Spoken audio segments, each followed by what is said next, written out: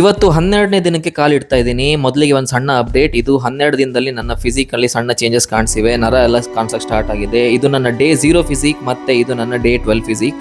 ಇದೇನು ದೊಡ್ಡ ಟ್ರಾನ್ಸ್ಫಾರ್ಮೇಷನ್ ಅಲ್ಲ, ಆದರೆ ನೀವು ಕನ್ಸಿಸ್ಟೆಂಟ್ ಆಗಿದ್ರೆ ಏನು ರಿಸಲ್ಟ್ ಸಿಗುತ್ತೆ ಅಂತ ಒಂದು ಸಣ್ಣ ಎಕ್ಸಾಂಪಲ್ ಅಷ್ಟೇ. ಇವತ್ತಿನ ಬ್ಲಾಗ್ ಸ್ವಲ್ಪ ಡಿಫ್ರೆಂಟ್ ಆಗಿರುತ್ತೆ. ನಾನು ನನ್ನ ಬ್ರೇಕ್ಫಾಸ್ಟ್ ಬಗ್ಗೆ ಹೇಳಿದ್ದೀನಿ, ಏನಂತ ನೋಡೋಣ ಬನ್ನಿ. ಇದು ನಾನು ಮಾಡೋ ಬ್ರೇಕ್ಫಾಸ್ಟ್. ನನ್ನ ಫ್ಯಾಟ್ ಲಾಸ್ ಟೈಮಲ್ಲಿ ಏನೇನು ಮಾಡ್ತೀನಿ ಅಂತ ಪ್ರೋಟೀನ್ ಮತ್ತು ಫೈಬರ್ ಪ್ಯಾಕ್ಡ್ ಬ್ರೇಕ್ಫಾಸ್ಟ್ ಇದರಲ್ಲಿದೆ.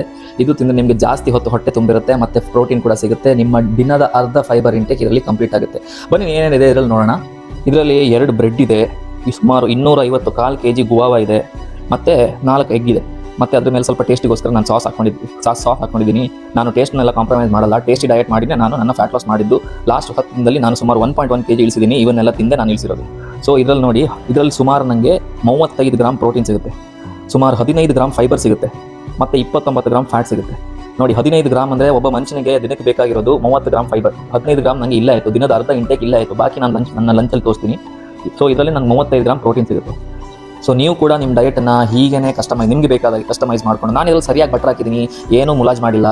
ಸರಿಯಾಗಿ ಬಟರ್ ಹಾಕಿದ್ದೀನಿ, ಸರಿಯಾಗಿ ಸಾಸ್ ಹಾಕಿದ್ದೀನಿ, ಚಿಪೋಟ್ಲಿ ಸಾಸ್ ಅಂತ ಇದೆ ಅದನ್ನು ಹಾಕಿದ್ದೀನಿ. ನಾನು ಯಾವುದು ಟೇಸ್ಟಲ್ಲಂತೂ ಕಾಂಪ್ರಮೈಸೇ ಮಾಡಲ್ಲ. ನೀವು ಈ ಥರ ನಿಮ್ಮ ಡಯಟನ್ನು ಕಸ್ಟಮೈಸ್ ಮಾಡಿಕೊಂಡು ನಿಮ್ಮ ಫ್ಯಾಟ್ ಲಾಸನ್ನು ಮಾಡ್ಬೋದು. ಯಾವುದೇ ರಿಸ್ಟ್ರಿಕ್ಷನ್ ಇಲ್ಲ. ಜಸ್ಟ್ ದಟ್ ನೀವು ಏನು ಗೊತ್ತಾ, ಒಂದು ನೆನಪಲ್ಲಿ ಇಟ್ಕೊಳ್ಬೇಕು ಅಂದರೆ ಜಸ್ಟ್ ನೀವು ಡೆಫಿಸಿಟಲ್ಲಿ ತಿನ್ನಬೇಕು. ಇವನ್ನೆಲ್ಲ ತಿಂದೆ ನೀವು ಡೆಫಿಸಿಟನ್ನು ಮೇಂಟೈನ್ ಮಾಡ್ಬೋದು. ನಾನು ಸಹ ಮೇಂಟೈನ್ ಮಾಡ್ತಾ ಇದ್ದೀನಿ. ನನ್ನ ಕೈಲಾಗುತ್ತೆ, ನಿಮ್ಮ ಕೈಲಿ ಯಾಕಾಗಲ್ಲ?